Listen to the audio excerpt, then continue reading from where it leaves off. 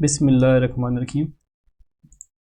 I hope so आपको screen share हो रही होगी। अगर स्क्रीन शेयर हो रही है तो फाइनली जो है हैंड रेज का ऑप्शन होगा, उस पर क्लिक करते हैं। वॉइस भी क्लियर आ रही है।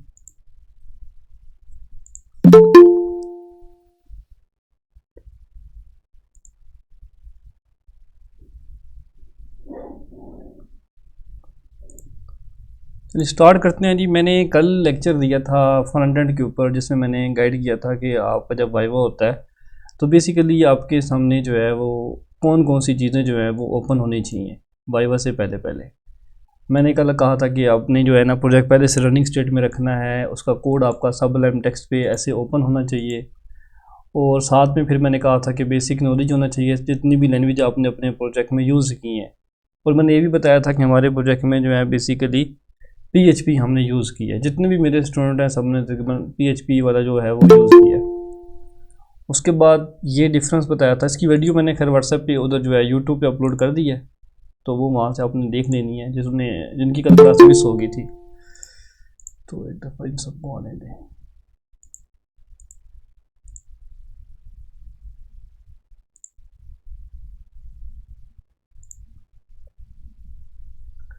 कल मैंने फिर आपको बताया था कि फ्रंट एंड क्या होता है, बैक एंड क्या होता है। फिर मैंने थोड़ा बहुत आपको इंट्रोडक्शन दिया था, बटन कैसे बनाते हैं हम। बटन ऐसा बटन जिस पे हम क्लिक करके किसी दूसरे पेज के ऊपर जाएं, ठीक है, वो कैसे बनाया जाता है, मतलब एंकर टैग को यूज़ करके।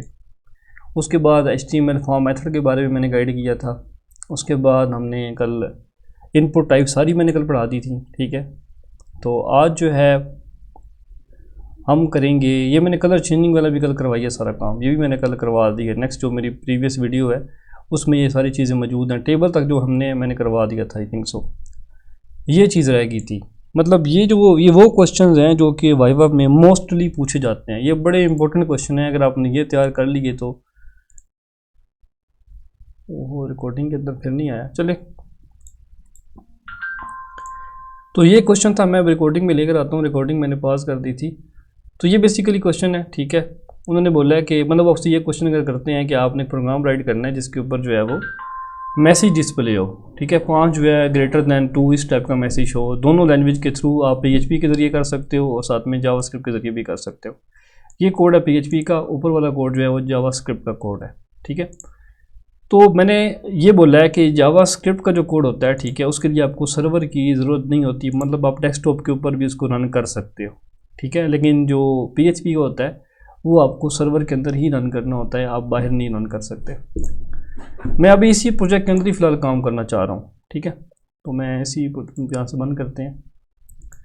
इसी फाइल को मैं करूँगा सेव, ठीक है, Ctrl+S करके सेव करूँगा। इसी DH के अंदर ही मैं इसको चला दूँगा। इसका मैं नाम दे देता हूँ जी, कुछ भी ABCD दे के मैं साथ कर दूँगा JS, ठीक है। जावास्क्रिप्ट का कोड है तो मैं यहाँ पे JS कर देता हूँ, ठीक है।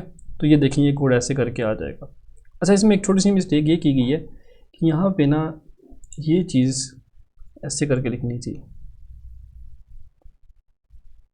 ऐसे करके, ठीक है। अब ये हो गया और साथ में नीचे फिर ये बेसिकली ऐसे कोड लिखना है।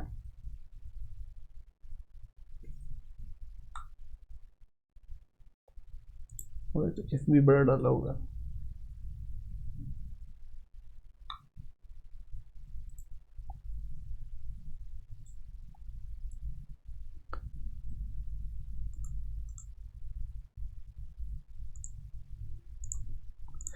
इसको आप डायरेक्ट ऐसे भी यहाँ पे पाथ कॉपी करके ऐसे करके भी रन कर सकते हो। सॉरी, इधर रन नहीं होगा।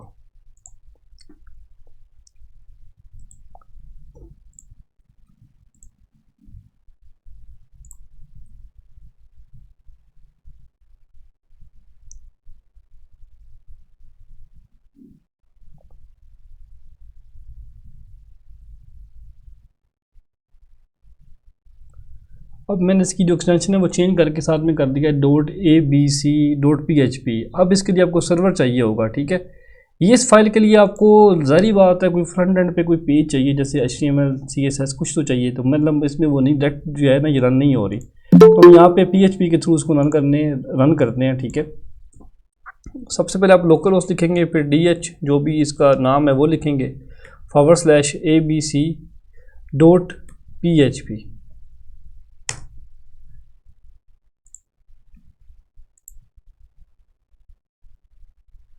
मैंने डायरेक्टर फाइल, अच्छा DH सही है, DH लोकल होस्ट।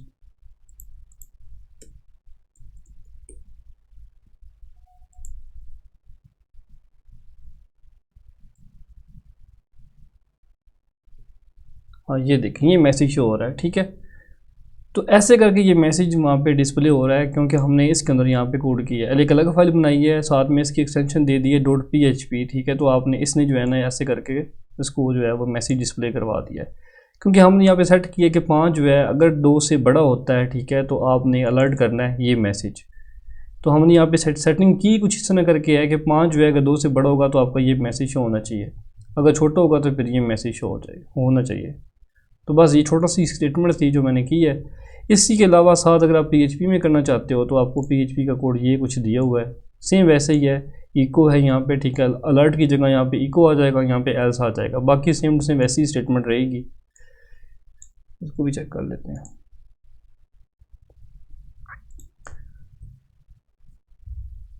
यहाँ पे इसको ऐसे करके आपने लाजमी देना होगी, ये थोड़ी सी इसमें मिस्टेक है, वर्ड की फाइल में मिस्टेक हो गई है, ठीक है। सेव करते हैं। अब मैं दोबारा इसको चलाता हूँ, ये देखिए अब ये ऐसे शो हो रहा है, वो जावास्क्रिप्ट का कोड था, वैसे करके डायलॉग बॉक्स ओपन हुआ और वो डिस्प्ले हुआ। अब ये जो है ऐसे करके शो हो रहा है, तो ये बेसिकली PHP का कोड है। तो ऐसे करके अगर सवाल आ भी जाए, अब तो ये मोस्टली सवाल इस तरह करके पूछे नहीं जाते, लेकिन अगर आएगा तो फिर आपने ऐसे करके उसका आंसर देना है। अच्छा जी, नेक्स्ट क्वेश्चन फिर आता है, design 2 input that take 2 number from user and when user click on the button then display the sum of these value। उसका जो सम है वो यहाँ पे शो होना चाहिए। तो ये जावास्क्रिप्ट का कोड है, ठीक है, ऊपर, और नीचे जो है वो PHP का कोड है। मैं पहले PHP का कोड करता हूँ, फिर आपको जावास्क्रिप्ट का कोड भी करके दिखाऊंगा, ठीक है। तो पहले ये कर लेते हैं।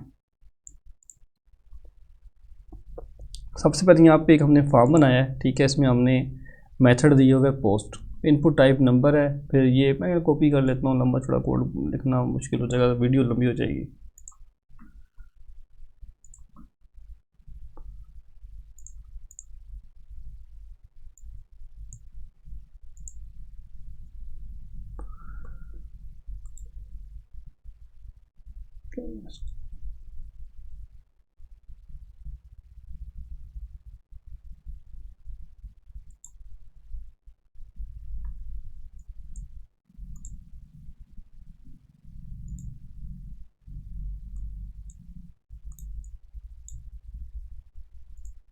इसको इस तरह सेट कर लूँ।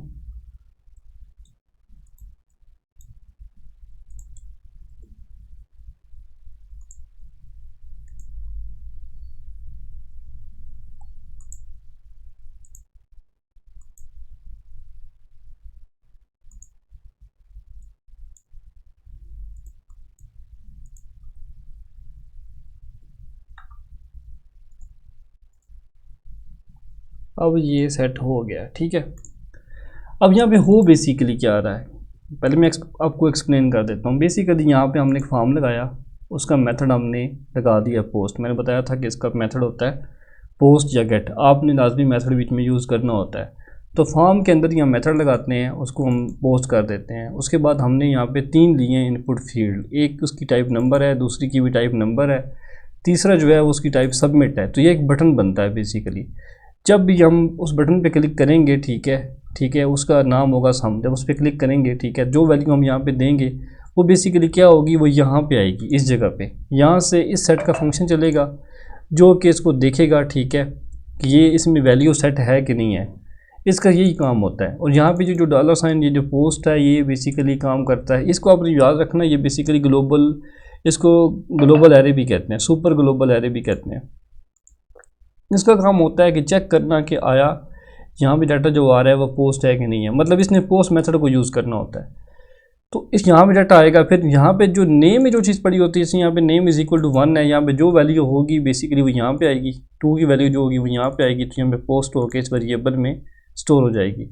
फिर यहाँ पे हमने एक नया वेरिएबल क्रिएट कर लेंगे कोई किसी भी नाम से। मैंने C के नाम से वेरिएबल डिक्लेयर किया, यहाँ पे इज़ इक्वल टू करवा दिया कि जो वैल्यू इधर आ रही है उसको और इसको दोनों को आपस में जमा करवा के जो मैसेज आएगा वो आपने पहले तो आपने ये एज इट इज़ शो करवाना ही करवाना है, क्योंकि ये आपका स्ट्रिंग है, ये तो एज इट इज़ शो होगा। साथ में डॉट मतलब उसको कोऑर्डिनेट किया किसी के साथ, साथ में जो वैल्यू आ रही है जो भी है वो उसको डिस्प्ले करवाया जाए।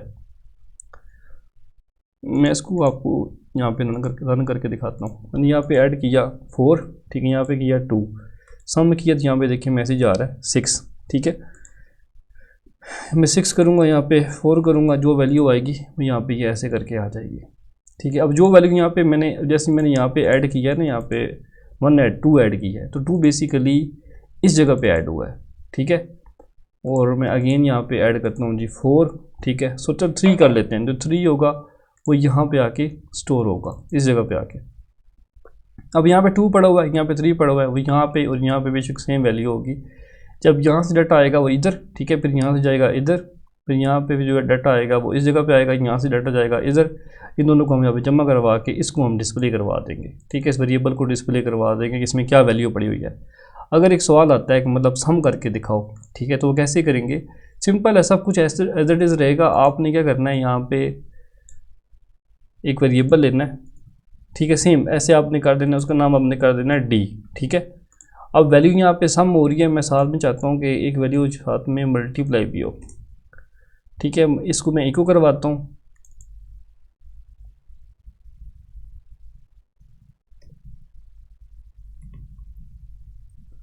बस ऐसे करके मैं लिख देता हूँ जी मल्टीप्लिकेशन ऑफ 2 नंबर। यहाँ पे जो वैल्यू आएगी वो डी की आएगी, यहाँ पे डी राइट करूँगा, ठीक है। अब यहाँ पे क्या होगा, एक तो ये चीज़ है मैंने यहाँ पे सेटिंग कर दी, यहाँ पे प्लस मैंने डाला हुआ है, तो ओबियसली यहाँ पे जो वैल्यू आएगी वो प्लस होगी, तो मुझे यहाँ पे स्टेरिक डालना पड़ेगा, ठीक है, कि जो वैल्यू यहाँ पे आप दो वो यहाँ पे जो वैल्यू आए इन जगह पे उसको यहाँ पे रखो, 2 को यहाँ पे रखो, दोनों को आपस में। ऑपरेटर कौन सा है जी, मल्टीप्लिकेशन हो रही है, इसको आप मल्टीप्लाई करो, डी में डालो, डी को यहाँ पे डिस्प्ले करवा दो। तो मैं आपको करके दिखाता हूँ जी, ये 2 है, इसी को ऐड कर लेते हैं। ये देखिए यहाँ पे sum of 2 number is 5 and the multiplication of 6। जैसे मैं यहाँ पे 5 4 और 4 करता हूँ, ये देखें 16 और इसका 8 आ रहा है। इवन आप बियर टैग भी लगा सकते हो, ठीक है। वो कैसे लगेगा, आपने फिर यहाँ पे एक मैं डायरेक्ट यहाँ पे बियर टैग लगाऊंगा ना, ठीक है, ऐसे करके वो काम नहीं करेगा। मैं चेक करवा देता हूँ आपको, उसमें एरर आ जाएगा, देखिए एरर आ गया। तो अब आपने क्या करना है, ये बेसिकली क्योंकि हमारा PHP का वेरिएबल है, ठीक है, तो यहाँ पे है ये हमने को ऐसे करके लिखना पड़ेगा। मतलब यहाँ पे डॉट लगाऊंगा, ठीक है, और यहाँ पे ऐसे करके लिखूंगा। इसकी वजह यही है कि इसका मतलब यही होता है कॉन्कैटिनेट करना, कि इसी लाइन के अंदर जो है साथ में कॉन्कैटिनेट में BR टैग भी लगा दो, जो कि बेसिकली HTML का टैग होता है। तो ये देखें अब रन हो जाएगा, ठीक है। अब ऐसे करके आपके ज़िम्मे ये टास्क है, आप सब ने मुझे सेंड करना है कि यहाँ पे मल्टीप्लिकेशन मैंने की है, आपने डिवीजन और मॉडुलस और सब्सट्रैक्शन जो है ना वो खुद करनी है, ठीक है। ये आपने करके मुझे दिखानी है। तो बाकी ये स्क्रिप्ट वाला काम है, ये भी आपने कभी ट्राई लाजमी करना है, सेम वैसे ही है, just only copy and paste करना है, ठीक है। यहाँ पे क्या होता है, यहाँ पे वो जो बाकी जो चीज़ें सेम वैसी रहेंगी, ठीक है। यहाँ पे जो फंक्शन है ना, हम फंक्शन बनाएंगे, ठीक है, शो के नाम से। ये वेरिएबल हमने डिक्लेयर किया है a is equal to document get element by ID। हमको ऐसे लिखना ही होता है ID को गेट करने के लिए। यहाँ पे जो डाटा आएगा, ठीक है, यहाँ से जो डाटा आएगा वो बेसिकली यहाँ पे ID यूज़ होती है, वैसे तो है वो यहाँ पे हमने नेम यूज़ किया है ना, बस फ़र्क ये है कि यहाँ पे ID यूज़ होगी। यहाँ पे जो डाटा आएगा, ठीक है, वो जाएगा इधर, सेकंड में जो डाटा आएगा वो जाएगा इधर, ठीक है। यहाँ से वैल्यू जाएगी इस वेरिएबल में, इधर से वैल्यू जाएगी इस वेरिएबल में। फिर हम यहाँ पे एक वेरिएबल के नाम से और C जो है ना वेरिएबल ले लेंगे, इज इक्वल करवा देंगे, ठीक है। फिर आपने यहाँ जो वैल्यू डाल दी है वो यहाँ पे डाल देना है। इंट का मतलब है इंटीजर, ठीक है, दोनों आपकी इंटीजर वैल्यू होंगी, A के अंदर A की आ जाएगी, B के अंदर B की आएगी, दोनों को जमा करवा के आप यहाँ पे डॉक्यूमेंट डॉट राइट C ये लगा देंगे। फिर यहाँ पे कॉपी करें, पेस्ट करें, डॉक्यूमेंट डॉट राइट D कर दें, ठीक है। यहाँ पे नीचे कॉपी एंड पेस्ट करके यहाँ पे प्लस स्टैटिक कर दें। तो ये बेसिकली जावास्क्रिप्ट का कोड ऐसे ही होना है। नेक्स्ट सवाल पे आते हैं जी। ये सवाल पूछा जाता है कि PHP का जो है वो सिंटैक्स कैसे होता है, क्या सिंटैक्स है। तो आपने फिर कंफ्यूज होने की ज़रूरत ही नहीं है, आपने कहना सर ये बेसिकली PHP स्टार्ट हो रही है और ये एंड हो रही है, इसमें जो भी कोड होगा वो हमारा PHP का कोड होगा। ये जो कोड है ये HTML का कोड है। How to define variable in PHP, obviously dollar sign से। PHP में जब भी हम कोई वेरिएबल डिक्लेयर करते हैं तो वो डॉलर साइन से डिक्लेयर करते हैं। डॉलर साइन में आपका ये आपको बताने की कोई ज़रूरत नहीं होती कि ये इंटीजर है या करैक्टर है या फ्लोट है या क्या है। बस जब भी आप यहाँ पे वेरिएबल डिक्लेयर करेंगे जो वैल्यू देंगे वो खुद ही उसको चेक कर लेगा क्या है, वो इंटीजर है क्या बनाए जो भी है। How to take sum of two number, simple सी बात है। PHP आपने लिखना है ए बी दोनों में आपने डाटा को स्टोर करवाना है और आपने सी को डिस्प्ले करवा देना है। जैसे मैंने ऊपर किया ना नंबर वाला काम, यहाँ पे आपने वो दोनों नंबर को सम ऐसे करवाना है। ये भी आपने कोड कर लेना है, ठीक है। अब इतनी चीज़ें तो मतलब ये बच्चों वाली गेम अगर मैं ये आपको करवाता ना हूँ तो समझ आ रही है, कर लोगे या मैं करवा दूँ?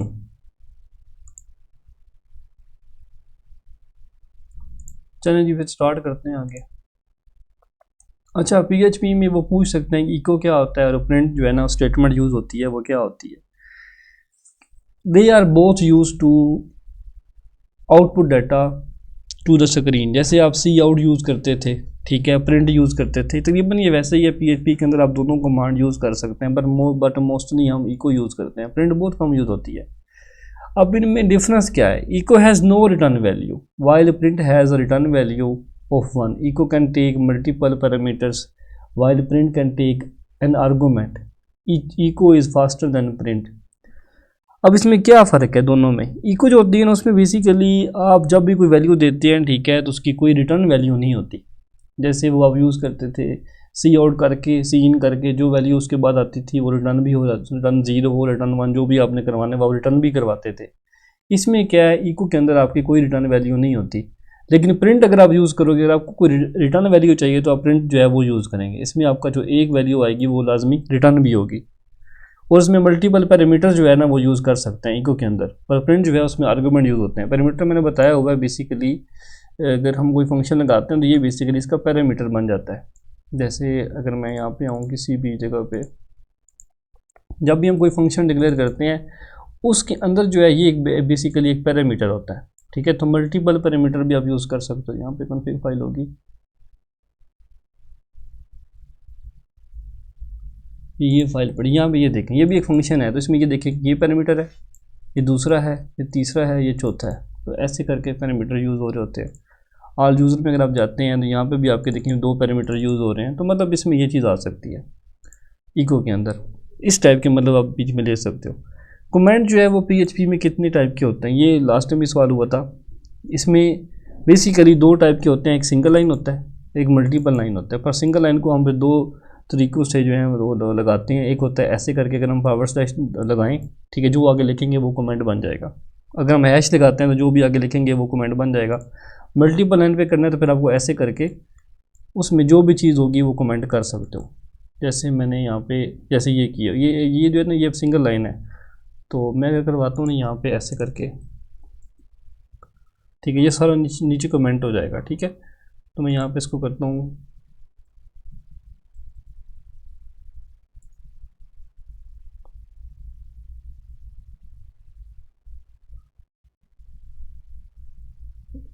स्टैटिक था,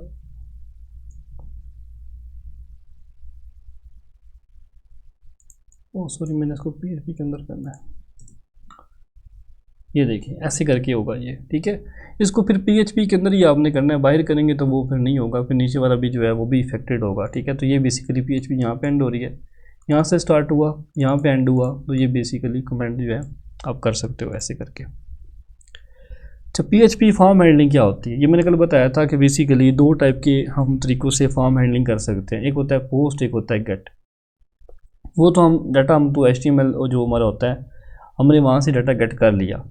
अब वो बेसिकली फंक्शनलिटी में भी जाके चेक होता है। ये जो है ना ये बेसिकली सुपर ग्लोबल मैंने बताया था एरेज होते हैं, ठीक है। ऐसे करके $_पोस्ट _गेट _सर्वर सेशन ऐसे करके आपके कोड में लिखा होगा। मैं आपको दिखा भी देता हूँ। मतलब अगर हम यहाँ पे आते हैं, ये देखें यहाँ पे सेशन ये लिखा हुआ है। ये रेड कलर के इस टाइप के जो भी होंगे इनको हम सुपर ग्लोबल एरेज भी कहते हैं, वेरिएबल भी कहते हैं। ये देखिए अगर सबलाइन टेक्स्ट अगर आप यूज़ करते हो तो उसमें ये इस टाइप के होते हैं। ये देखें ये सारे आपके सुपर ग्लोबल्स हैं, ठीक है। और मैं मज़ीद आपको दिखा भी देता हूँ। और भी सेशन भी होता है, सर्वर भी होता है, ये पोस्ट यहाँ पे यूज़ हो रहा है। तो ये बेसिकली सुपर ग्लोबल्स एरेज होते हैं या वेरिएबल होते हैं, ठीक है। ये बेसिकली बिल्ड इन होते हैं। अब इसको प्री डिफाइंड भी कह सकते हैं कि मतलब हमें PHP में बने बनाए ये जो है ना वेरिएबल देती है, हमने बस इनको यूज़ करना होता है। तो आपको बस ये पता होना चाहिए कि ये बेसिकली ये क्यों यूज़ किए जाते हैं, इसका मेन पर्पज़ क्या है, मतलब इसको यूज़ करने से क्या होता है हमारे कोड के अंदर, ठीक है। तो आपको ये बस पता होना चाहिए। इसके बैकएंड पे क्या हो रहा है हम इसको जानने की ज़रूरत नहीं है अगर आपने कोडिंग करनी है। बस अब ये देखें कि ये बेसिकली जब हम यूज़ करते हैं इससे होता क्या है। अब ये बेसिकली जो ये $_पोस्ट है, ये बेसिकली पोस्ट मेथड को यूज़ कर रहा है। अगर हम यहाँ पे गेट यूज़ करेंगे तो वो गेट मेथड को यूज़ कर रहा है। एज इट इज़ अगर आप सेशन पे आते हैं यहाँ पे तो ये सेशन को यूज़ कर रहा है। नाम से ये चीज़ें डिक्लेयर हैं, ये सर्वर के लिए होता है। यहाँ पे ये सर्वर जो हम वेरिएबल हमने यूज़ किए, ये बेसिकली रिक्वेस्ट मेथड को चेक कर रहा है कि क्या वो गेट है, क्या वो गेट के इक्वल है कि नहीं है।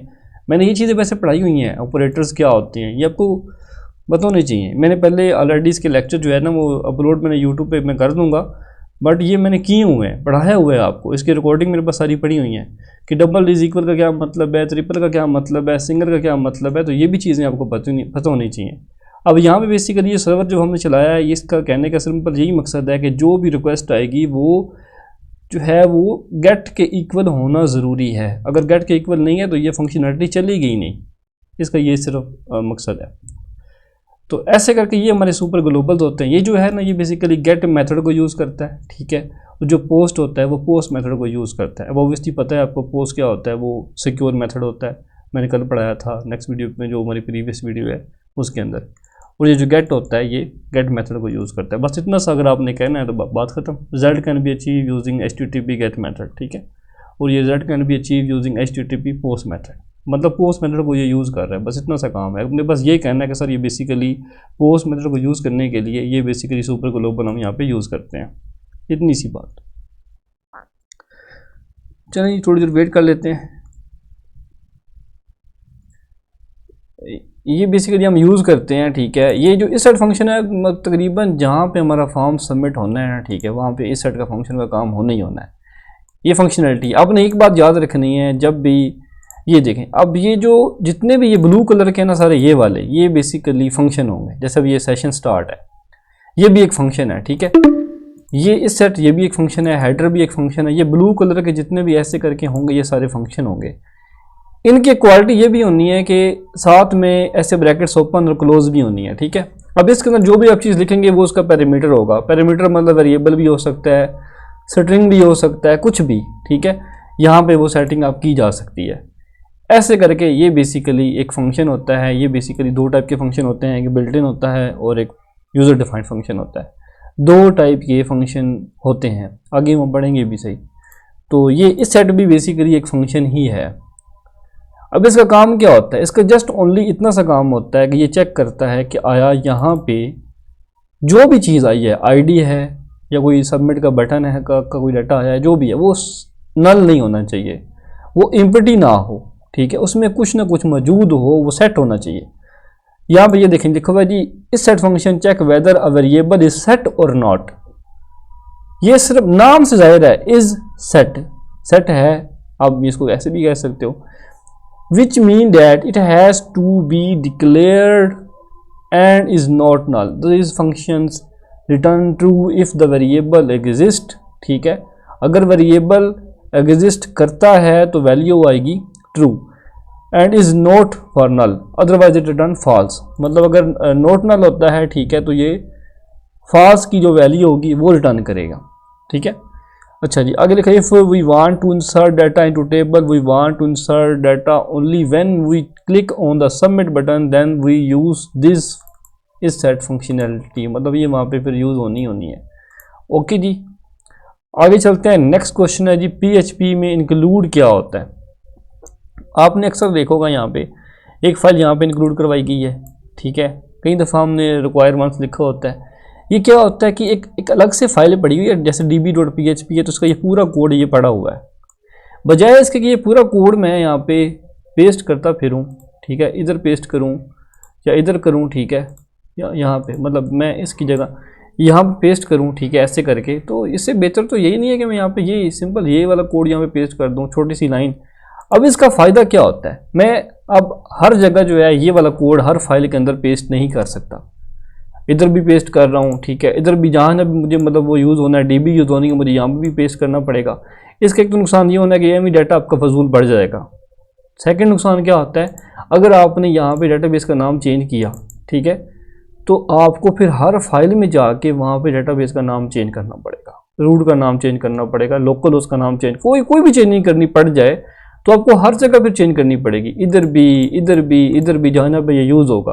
तो सबसे बेहतरीन हल ये होता है कि आप अलग से एक फ़ाइल बनाओ, जैसे ये मैंने बनाई हुई है, यहाँ पे ये बना के जो भी कोड करना है यहाँ पे कर लो, ठीक है, उसका नाम जो भी देना है दो, इस फाइल को उधर इंक्लूड करवा दो, ठीक है। अब जब भी कोई चेंजिंग करनी पड़ेगी, बेशक आप डीबी में जाएं, यहाँ पे चेंज करेंगे, वो सब के ऊपर वही सेम डीबी अप्लाई हो रही होगी, तो वो वहाँ पे चेंज हो रहा होगा, मतलब कनेक्शन अप्लाई हो रहा होगा तो वहाँ पे चेंज हो रहा होगा। तो ये फ़ायदा होता है बेसिकली इंक्लूड को यूज़ करने का, कि हम एक अलग से फाइल बना लेते हैं। जैसे मैं यहाँ पे हेडर की फ़ाइल बनी पड़ी है, यहाँ पे ये देखें हेडर की फ़ाइल, ये हेडर की फ़ाइल है, ठीक है।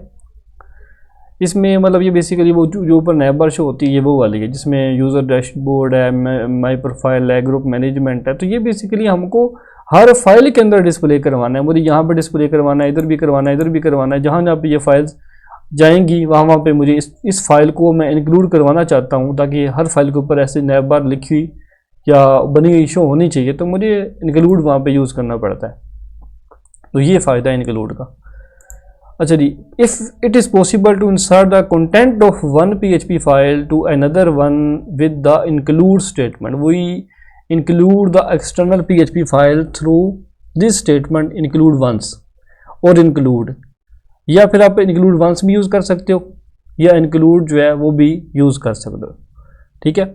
इंक्लूड जो होता है वो मल्टीपल रिक्वेस्ट भी भेजता है, ठीक है। तो अगर आप इंक्लूड वंस यूज़ करेंगे तो वो एक ही रिक्वेस्ट भेजेगा, ठीक है। तो ये इन दोनों में ये फ़र्क होता है। PHP सेशन, सेशन क्या होता है बेसिकली, सेशन जो होता है is a way to store information in variable to be used across multiple pages. मैं आपको एग्जांपल देता हूँ, जैसे आपका एक VULMS है, ठीक है, आपको एक वेबसाइट है VULMS, आप उसके ऊपर लॉगिन करते हो, अपनी ID पासवर्ड देते हो, लॉगिन पे क्लिक कर देते हो, ठीक है, तो आपको एक होम पेज ओपन होता है। आपने होम पेज के लिए जो है वो अपनी ID पासवर्ड तो दिया, लेकिन आगे अकाउंट बुक जब ओपन करते हो तो फिर आप क्यों नहीं ID पासवर्ड देते, ग्रेड बुक के ऊपर आप अपना ID पासवर्ड क्यों नहीं देते, ठीक है। उसकी मेन वजह ये होती है कि आपके सेशन के अंदर आपकी डिटेल स्टोर हो जाती है। जब आप लॉगिन करते ही हो ना, तो आपकी डिटेल वहाँ पे स्टोर हो जाती है। मैं दिखाता हूँ यहाँ पे, जैसे ही मैंने लॉगिन किया, सेशन वाला फंक्शन मैंने यहाँ पे स्टार्ट करवा दिया, ठीक है, स्टार्ट करवाया। जब मैंने लॉगिन किया, मैं यहाँ पे आता हूँ जी, लॉगिन का ये फंक्शनैलिटीज़ है और यहाँ पे प्रोसेस लॉगिन के ऊपर ये बेसिकली जा रही है।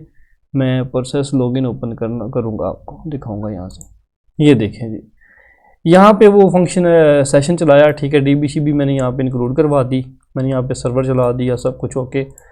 डेटाबेस में गया, वहाँ पे मैंने जो है ना टेबल को चूज़ किया, उसमें से मैंने कॉलम यूज़र नेम सेलेक्ट किया, उसमें जो वेरिएबल आ रहा है उसको सेलेक्ट कर लिया, ठीक है। तो यहाँ पे बेसिकली क्या हो रहा है, ये क्यों लिखे गए यहाँ पे सेशन ID, ये क्यों यूज़ हो रहे हैं यहाँ पे ये चीज़ें। हालांकि होना ये चाहिए कि वहाँ से वो यूज़र नेम चेक करता, पासवर्ड चेक करता और इसको ओपन करवा देता, लेकिन ये रोल एडमिन लिखा हुआ है, ये क्या चीज़ है, ये कहाँ से पता चलेगा कि आपको एडमिन डैशबोर्ड ओपन करवाना है या यूज़र डैशबोर्ड ओपन करवाना है। ये जो रोल है बेसिकली सेशन के अंदर स्टोर होगा आपका, इसलिए यहाँ पे हम सेशन वेरिएबल यहाँ पे कॉल करते हैं। अब जब भी कोई यूज़र लॉगिन करेगा, ठीक है, उसी यूज़र की ID उठा के इधर स्टोर करवाई जाएगी, उसी का रोल उठा के इधर स्टोर होगा और उसी ही यूज़र का यूज़र नेम उठा के इधर हम स्टोर करवा लेंगे, ठीक है, ताकि हम जब दूसरी फाइल के ऊपर जाएँ तो इनको हम यूज़ कर सकें। अब इधर जो रोल हमारा सेट हो रहा है, हम यहाँ पे चेक करें कि रोल एडमिन होगा तो ये डैशबोर्ड ओपन करवाओ। अब मैं यहाँ पर दिखाता हूँ आपको एडमिन डैशबोर्ड का। तो ये जब ओपन होता है, यहाँ पे फिर सेशन सेट हो रहा है। आपने मतलब ये चेक करना है यूज़र नेम जो हमारे पास आया है, ठीक है, वो सेट है कि नहीं है, ठीक है। तो आप अगर नहीं सेट, ठीक है, तो आप लॉगिन वाली फाइल को बार बार ओपन करवाते रहो, ठीक है। अगर सेट है तो फिर आप ये वाला कोड चला दो। तो सेशन में जो डाटा होता है वो आपका स्टोर हो जाता है। इसका मेन काम यही होता है ताकि हम मल्टीपल पेजेस के ऊपर एक्सेस कर सकें। मैं अकाउंट बुक ओपन कर सकूं, मैं ग्रेड बुक ओपन कर सकूं उसी बच्चे की जिसका लॉगिन मैंने किया हुआ है, ठीक है। मैं उसी का ग्रेड बुक ओपन कर सकूं, मैं उसी का जो है अकाउंट बुक ओपन करूं, उसी के ऊपर फाइल ओपन करूं, मुकम्मल बाकी जितने भी पेजेस हैं मैं उसी के ओपन कर सकूं, बाकी मैं कोई और चीज़ एक्सेस ना कर सकूं। तो यही जो होते हैं ये बेसिकली सेशन की वजह से ये पॉसिबल होता है। तो सेशन का यही काम होता है मेन के मतलब मल्टीपल पेजेस के ऊपर अगर आपको एक्सेस चाहिए तो आप सेशन में डाटा अपना स्टोर करवा लेते हैं, ठीक है, और वो वहाँ से चेक कर लेता है कि ये वही बंदा है जिसका लॉगिन किया हुआ है, ठीक है। तो हर पेज के ऊपर वेरिफिकेशन भी हो जाती है और काम भी आपका ओके हो जाता है। तो ये बेसिकली ऐसे करके होता है। ये देखें सेशन, ये भी मैंने बताया था ग्लोबल वेरिएबल है, इसमें आपने एडमिन 1 2 3 पासवर्ड दिया तो यहाँ पे इसमें आके वो स्टोर हो गया। Session variable are retrieve at any page, just we need to use the session start functionality before using the session variable। अगर आप डिस्ट्रॉय का फंक्शन यूज़ करना चाहते हो, मतलब लॉग आउट करोगे तो आपके सेशन में से डाटा सारा रिमूव हो जाएगा।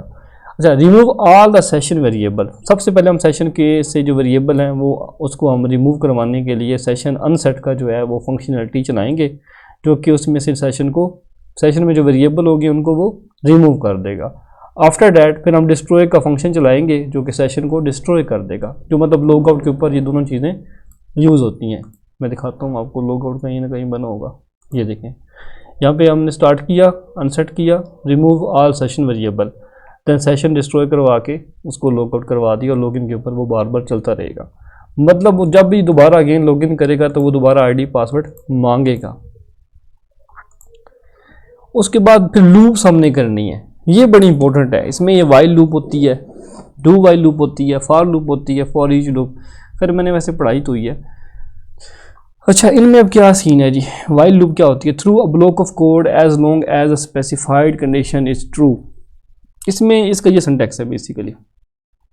सबसे पहले हम ऊपर वेरिएबल डिक्लेयर करते हैं, ठीक है, कि वो कहाँ से स्टार्ट हो, ठीक है। फिर हमने वाइल की लूप लगाई, यहाँ पे हमने कंडीशन, इसको हम कंडीशन कहते हैं, इसमें हम कंडीशन सेट कर देते हैं, ठीक है, कि यहाँ पे जो डाटा पड़ा हुआ है, ठीक है, यहाँ पे कंडीशन क्या है कि वो लेस देन और इक्वल टू 5 होना ही चाहिए, ठीक है।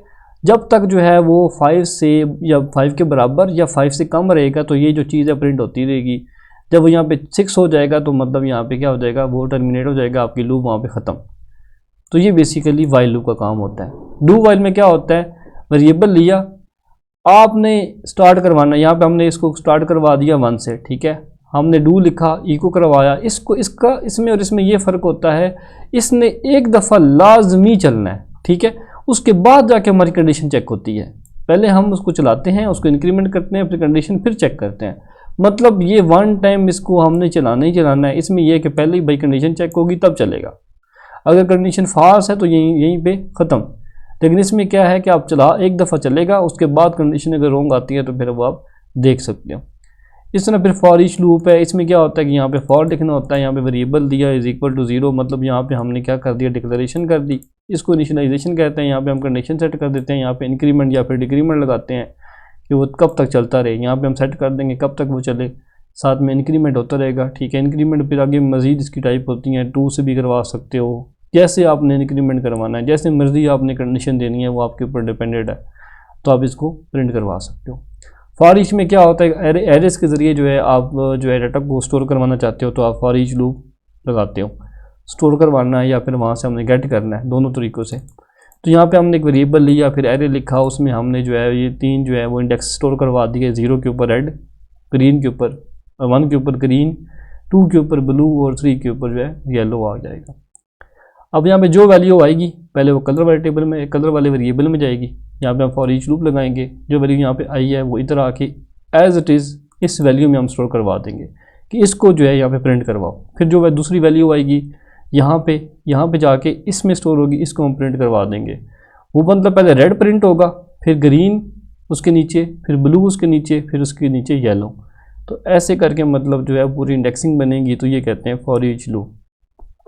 फिर आगे आते हैं जी PHP फंक्शन के ऊपर, ठीक है। अभी टाइम 4 मिनट रह गए, मैं क्लास को रिमूव करके दोबारा आपको लिंक भेजता हूँ।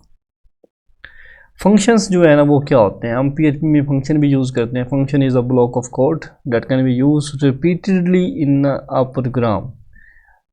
यहाँ पे 2 टाइप की फंक्शंस होते हैं, एक होता है यूज़र डिफाइंड फंक्शन, एक होता है बिल्ट इन फंक्शन। जैसे मैंने पहले बताया था कि session start, MySQL connect, date, ऐसे करके MySQL क्यूरी, काफ़ी फंक्शंस हैं। जो ब्लू कलर के हैं वो सारे फंक्शंस नहीं होते हैं बिल्ट इन, ठीक है। तो ये आपने माइंड में रखना है। तो हम जो है फंक्शन कैसे डिक्लेयर करते हैं बेसिकली यूज़र डिफाइंड, मतलब ये तो बिल्ट इन का तो पता है हमको, बस ओनली हमको ये चीज़ यूज़ करनी होती है, बस ओनली यहाँ पे लिखेंगे, इसमें जो आगे लिखा हुआ है हमको नहीं पता क्या लिखा हुआ है, बस हम उसको यूज़ करते हैं। जैसे ये एक फंक्शन बना हुआ है, जैसे फंक्शन है सम लिखा हुआ है, ये फंक्शन का नाम है बेसिकली। मैं आपको यहाँ पे ना कॉपी करके दिखाता भी हूँ, कॉपी कर देते हैं, गाइड कर देते हैं। मैं कौन सी फाइल पे काम, ABC वाली फाइल को मैं यहाँ से रिमूव करता हूँ, कॉपी कर लेते हैं।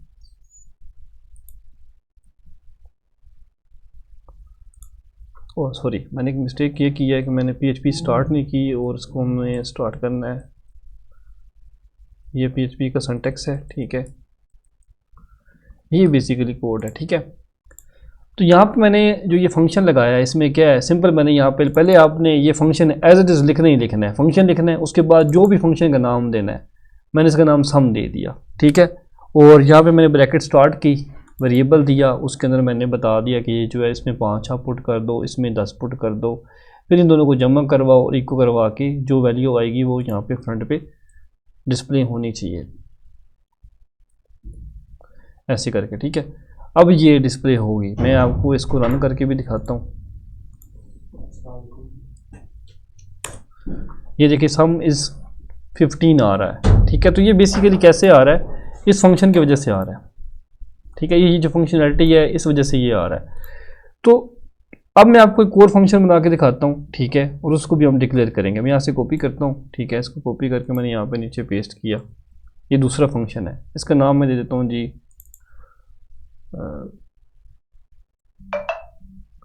ये मल्टी, इसका नाम मैं कर देता हूँ, ठीक है।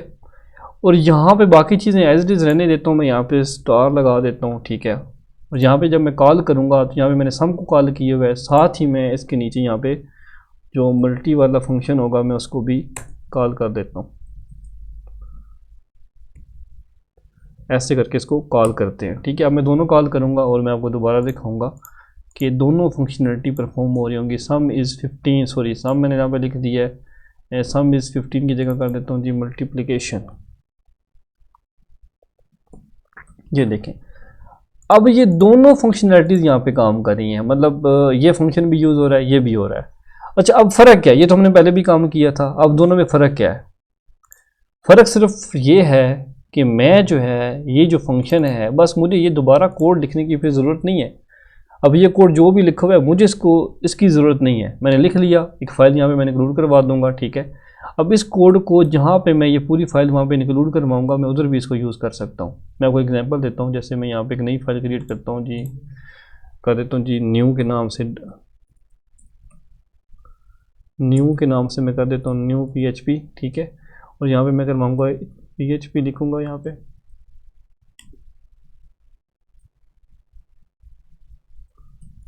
इंक्लूड, उस फाइल का नाम है जी abc.php, ये लिखा मैंने, और यहाँ पे इंक्लूड। अब यहाँ पे मैंने ये फाइल को बस मैंने इंक्लूड करवाया है, मैं यहाँ पे सम लिख के इसको यहाँ पे मैं आपको दिखाता हूँ, तो ये वही सम वाला फंक्शन यहाँ पे इसके ऊपर भी चलेगा।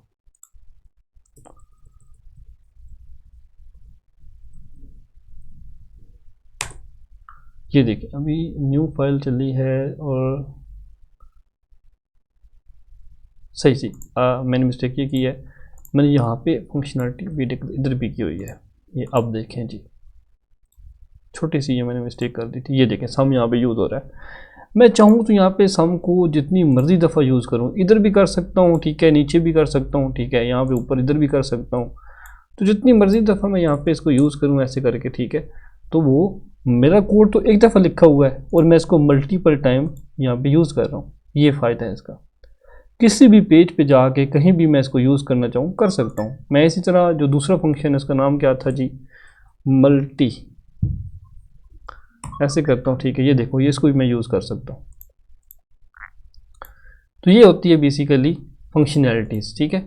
ये फ़ायदा होता है अगर आप फंक्शन लिख के काम करते हो तो, कि कोड आपका शॉर्ट, ठीक है, और आसान और मैनेजेबल होता है। तो ये फ़ायदा होता है, ठीक है। उसके बाद होता है व्हाट इज़ एन एरे। अच्छा, एरे की फिर आगे 3 टाइप होती हैं। PHP में एरे डिक्लेयर करने की 3 टाइप हैं। एक इसको कहते हैं indexed array, associative array, multi dimensional array. N array is a special variable which can hold more than one value at a time. मतलब जब हम एरे डिक्लेयर करते हैं, ठीक है, तो उसमें हम एक से ज़्यादा वैल्यू जो है एक ही टाइम के अंदर होल्ड करवा सकते हैं, ठीक है। मैं यहाँ पे आपको छोटी सी एक एग्जांपल दूंगा ताकि आपको समझ आए।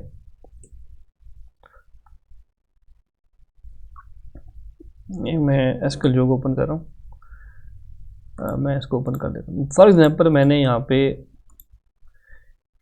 देखें जी, यहाँ पे अगर डाटा स्टोर होता है तो यहाँ पे सिंपल एक ईमेल ही स्टोर होती है।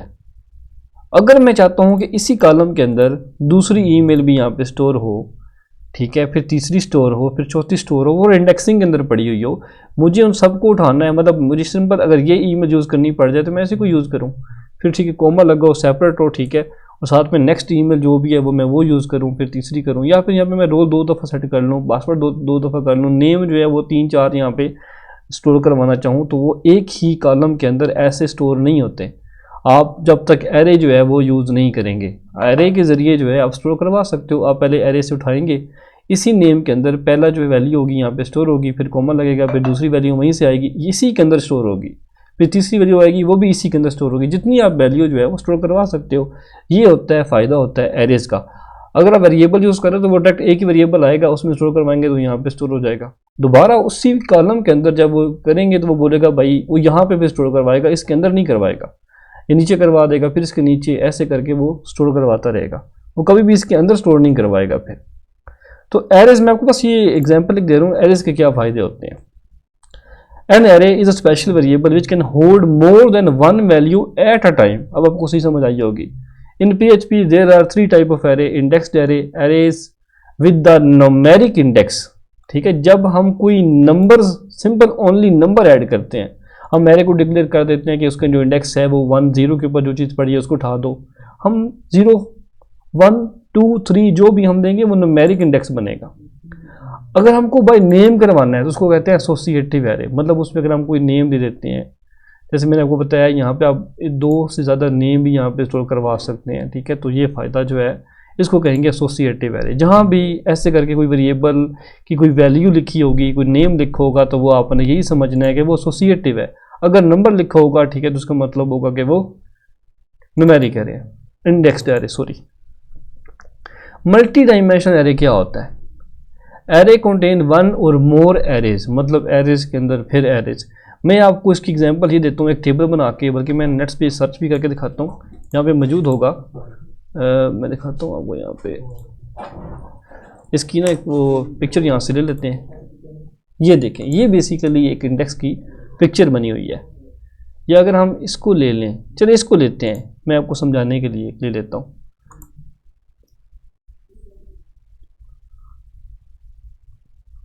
पिक्चर किधर गई है?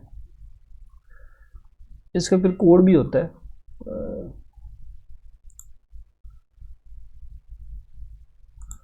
ये नहीं जी, इसको उठा लेते हैं, फिर ग्रीक को ग्रीक से पढ़ लेते हैं। ये इसका कोड भी है, ये देखें, कोड भी 2D एरे, 2 डायमेंशन जिसको कहते हैं, फिर 3D भी होता है। अब ये 2D है, 2D में क्या होता है कि आप वैसे बेसिकली क्या होता है कि जस्ट ओनली यहाँ तक जो है ना एक इंडेक्स और होता है। यहाँ पे 1 लिखा, 2 लिखा, ये न्यूमेरिक बेसिकली एरे है, ठीक है। अगर यहाँ पे ABC कुछ लिखा होगा तो उसका मतलब होगा एसोसिएटिव एरे। अब ये न्यूमेरिक एरे है बेसिकली, तो आपने माइंड में रखना है। ये बेसिकली एक ही इंडेक्स ऐसे करके बनती जाती है, बनती जाती है, एक रो बन जाती है मुकम्मल।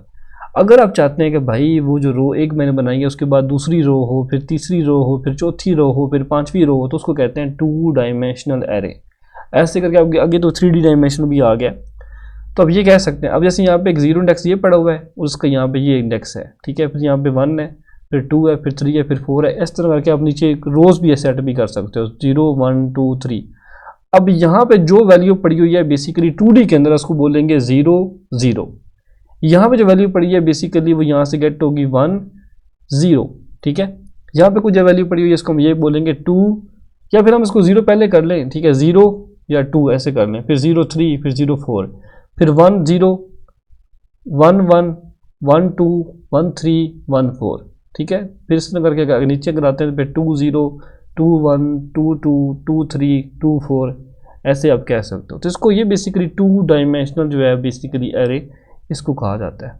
इसमें बेसिकली हम 2 टाइप के जो है वो एरेस लेते हैं m और n, ठीक है। अब जैसे ये लिखा हुआ है एरे, ये मतलब जैसे मैं एरे हम डिक्लेयर करते हैं वैसे ही, वैसे कॉमन जो है एरे ऐसे होता है, सिंपल एक एरे होता है ऐसे करके। लेकिन यहाँ पे अगर दूसरा भी अगर ये लगा दे तो मतलब ये 2D बन जाएगा, तो उसको हम कहते हैं 2 डायमेंशन।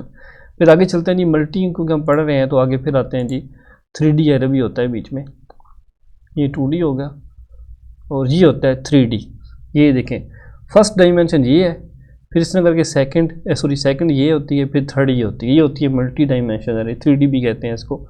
तो मतलब इसकी एक साइड मैंने पढ़ाई है आपको, सेम एज दूसरी साइड पे भी ऐसे ही होगा, 0 1 0 0 0 0 1, ये ऐसे करके ये नंबर भी लिखे हुए हैं। तो ऐसे करके ये बेसिकली बन जाता है 3 डायमेंशन, तो इसको हम मल्टी डायमेंशन भी कहते हैं। तो ज़्यादा डिटेल में नहीं जाते। How to create database in PHP, simple से मैंने बताया था, इसका यही तरीकाकार है कि आप डाटाबेस ओपन करो, जैम्प ओपन करो, यहाँ पे जाओ, ठीक है, क्रिएट डाटाबेस पे क्लिक करो, जहाँ पे जो भी डाटाबेस का नाम दोगे क्रिएट पे क्लिक करोगे, ABCD जो भी देना है तो वो डाटाबेस आपकी क्रिएट हो जाएगी। एक तो तरीकाकार ये वाला है। दूसरा तरीकाकार ये है कि आप यहाँ पे जैम्प को ओपन करें, एडमिन पे क्लिक करेंगे, आपका जो है वो PHP माई एडमिन ओपन हो जाएगा। दोनों तरीक़ों से कर सकते हो, मर्जी है आपकी। ये बेसिकली आपके सामने जैम्प ओपन हो जाता है, ठीक है। तो इससे अगर आपने डाटाबेस क्रिएट करनी है तो सिंपल सा काम है, यहाँ पे न्यू पे क्लिक करना है, जो भी डाटाबेस का नाम देना है, ठीक है, आप वो नाम दे दें। मैं यहाँ पे WW ऐसे करके कोई भी नाम दे देता हूँ, ठीक है। डाटाबेस का नाम कुछ भी हो सकता है जो आपका, जैसे यहाँ पे ये DH पड़ा हुआ है, असद पड़ा हुआ है, ये सारे नाम, ये सारे डाटाबेसेस ही हैं। तो यहाँ पे क्रिएट करें, ये डाटाबेस आपकी क्रिएट हो जाती है। ये देखें डाटाबेस आपकी यहाँ पे आ गई, इतना सा काम बस ओनली। अच्छा वो फाइल पे थे हम। अच्छा जी, कहते हैं how to create database connection, simple सा काम है, ये छोटा सा कोड है, ये आपने लिखना होता है, ठीक है। मैं इसको एक्सप्लेन भी कर देता हूँ। ये कोड है आपके पास फॉर एग्जांपल, ठीक है। यहाँ पे आपने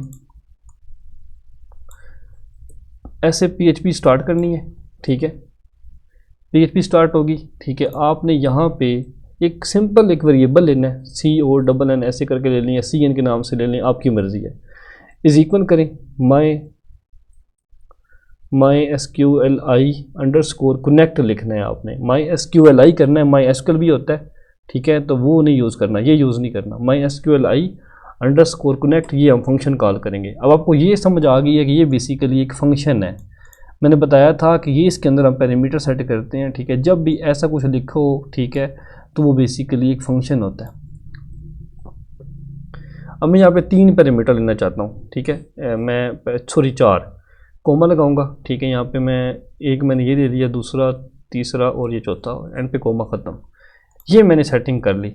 अब मैं आता हूँ MySQL के अंदर, यहाँ पे न्यू में जाता हूँ, कनेक्शन पे क्लिक करता हूँ। यहाँ पे बेसिकली मेरा होस्ट एड्रेस क्या है, लोकल होस्ट है, यहाँ से मैं कॉपी करूँगा और यहाँ पे पेस्ट कर दूँगा, ठीक है। उसके बाद मैं चेक करूँगा रूट क्या है, रूट यहाँ से कॉपी करूँगा, इधर आके रूट क्या है, यूज़र नेम, इसको हम यूज़र नेम कहते हैं। जो यहाँ पे आप करोगे ना, यहाँ पे आप चेंज भी कर सकते हो, जो यहाँ पे आपने चेंज नहीं करनी है आप चेंज भी कर सकते हो। पासवर्ड खाली है तो खाली छोड़ दो, इसको मैंने खाली छोड़ दिया, ठीक है। यहाँ पे इसको फिर स्पेस बीच में नहीं देनी, इसको ऐसे ही खाली छोड़ना है, ऐसे ही जैसे ये है। उसके बाद यहाँ पे जो भी डाटाबेस का नाम मैंने लिखा था, डाटाबेस का नाम क्या है जी, कनेक्शन करवाने के बाद ना डाटाबेस का नाम मैं कर देता हूँ जी असद कर देते हैं, फॉर एग्जांपल DH कर देते हैं, DH, तो ये आपको समझ आ जाएगी ऐसे DH। अब ये डाटाबेस कनेक्शन हो चुका है। अगर आप इसको चेक करना चाहते हैं, अब यहाँ पे इसको करेंगे रिफ़्रेश, ये देख, अगर ये खाली आता है तो मतलब ये है कि डाटाबेस आपकी कनेक्टेड है। अगर कोई छोटा सा एरर आएगा, ठीक है, तो आप चेक करवा सकते हैं कि वो एरर, यहाँ पे एरर आ जाएगा, ये देखें इस टाइप का कोई भी एरर, मतलब आपको बताएगा कि कौन सा एरर है, वो खुद बता भी देगा कि भाई आपका लोकल होस्ट यहाँ पे गलत लिखा हुआ है, सेंसिटिव पैरामीटर वैल्यू आपने दी है, ठीक है, तो यहाँ पे आपने ये चीज़, इस चीज़ की मिस्टेक होगी, इसको कहते हैं डाटाबेस कनेक्शन। आगे चलते हैं जी, ये देखें यहाँ पे दिया भी हुआ है, इसको पढ़ने की अब क्या ज़रूरत है। अच्छा, how to insert data into the table, insert into की आपने ये क्वेरी लगानी होती है। ये खैर मैंने इसकी वीडियो बनाई हुई है भाई, आप ये देख लीजिएगा, इतना बहुत है।